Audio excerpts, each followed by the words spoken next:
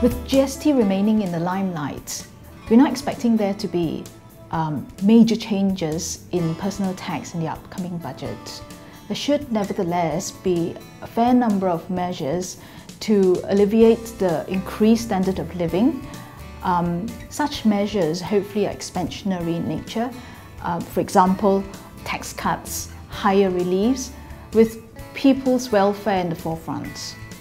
Top of my wish list is a tax system that's simplified, simple enough to encourage compliance and competitive enough to attract talents into the country. I would encourage the government to look towards bolder reforms in Malaysia, to have a system that is forward-looking and long-lasting in impact.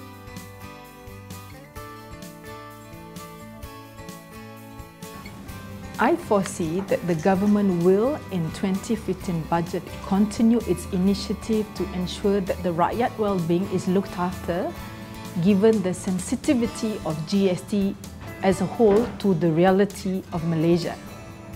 On that score, I believe that the government will scale up its initiative and its engagement with the rakyat as well as the businesses, particularly in the 6 months before GST go live.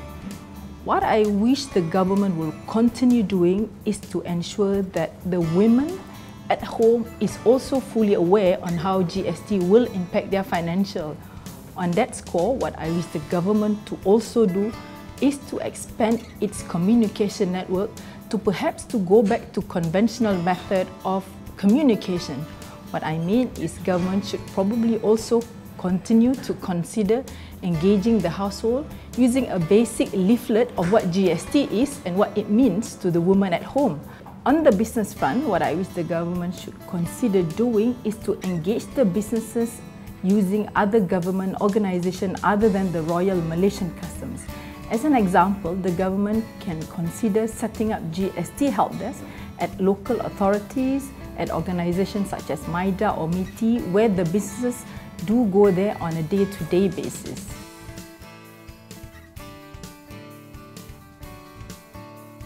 Specific to the property sector, we have seen in last year's budget that certain steps was taken by the government to increase the rakyat's ability to buy houses and ensure that these prices are stable.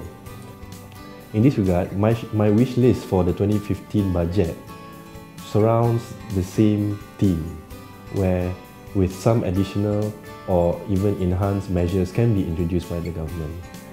This can be in the form of assisting in lowering or at least managing the cost of development of properties, extending and enhancing certain existing incentives on the first-time home buyers.